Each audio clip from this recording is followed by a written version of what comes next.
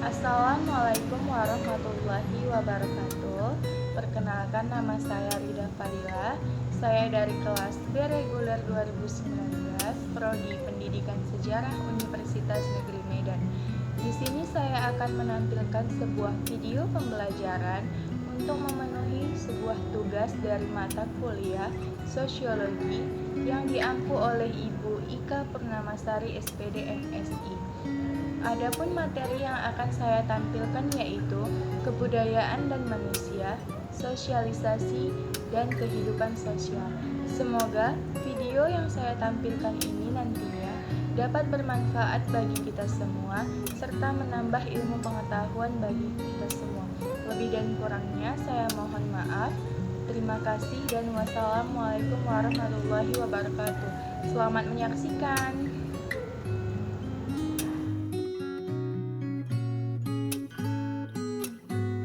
Pengertian kebudayaan. Kata kebudayaan berasal dari bahasa Sangsekerta, yaitu budaya, yang berarti budi atau akal. Dengan demikian, kebudayaan dapat diartikan sebagai hal-hal yang bersangkutan dengan akal. Budaya adalah daya dari budi yang berupa cipta, rasa, dan karsa, sedangkan kebudayaan adalah hasil dari cipta, rasa, dan karsa tersebut. Budaya adalah suatu konsep yang membangkitkan minat. Secara formal, budaya didefinisikan sebagai tatanan pengetahuan, pengalaman, kepercayaan, nilai, sikap, makna, waktu, peranan, dan objek-objek materi lainnya. Unsur-unsur kebudayaan. A. Peralatan, perlengkapan, dan teknologi hidup manusia. Sistem teknologi dari suatu suku bangsa, baik yang modern maupun bukan, mengandung unsur-unsur khusus, seperti senjata, makanan dan minuman, pakaian dan perhiasan, alat-alat transportasi, serta tempat berlindung atau tempat tinggal. B. Mata pencaharian. Setiap manusia di dunia akan mempunyai sistem tertentu dalam menentukan sistem mata pencaharian hidupnya, misalnya pertanian, peternakan, ataupun lainnya. C. Sistem organisasi kemasyarakatan.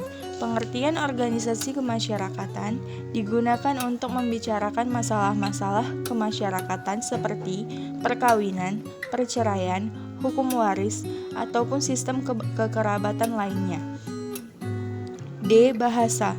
Bahasa umumnya digunakan sebagai alat pemersatu atau persatuan antara manusia agar manusia satu dengan yang lainnya dapat saling berkomunikasi dan bekerja sama.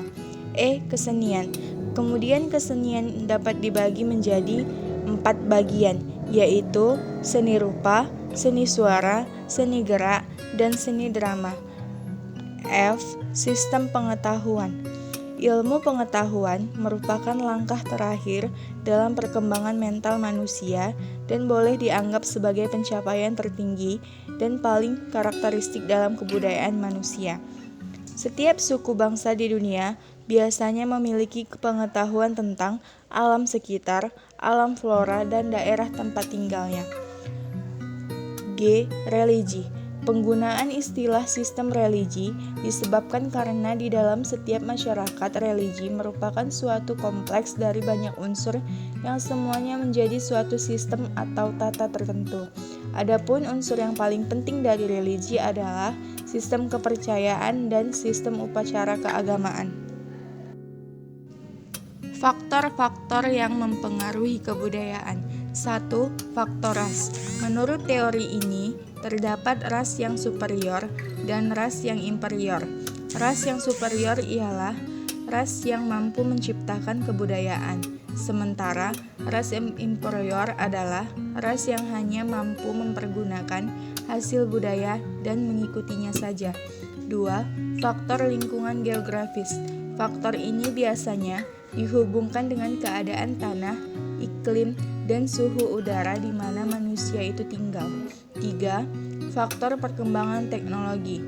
Di dalam kehidupan modern seperti saat ini, tingkat teknologi merupakan faktor yang sangat penting dalam mempengaruhi kebudayaan. 4. Faktor hubungan antar bangsa. Hubungan antar bangsa mempunyai pengaruh yang sangat besar terhadap kebudayaan. 5. Faktor sosial. Susunan suatu masyarakat dan hubungan interaksi sosial di antara warganya membentuk suatu watak dan ciri-ciri dari masyarakat tersebut. 6. Faktor religi. Kepercayaan suatu masyarakat yang telah diyakini sejak masa yang telah lalu sulit hilang begitu saja. 7. Faktor prestige. Faktor ini biasanya bersifat individual yang dipopulerkan di dalam kehidupan sosial.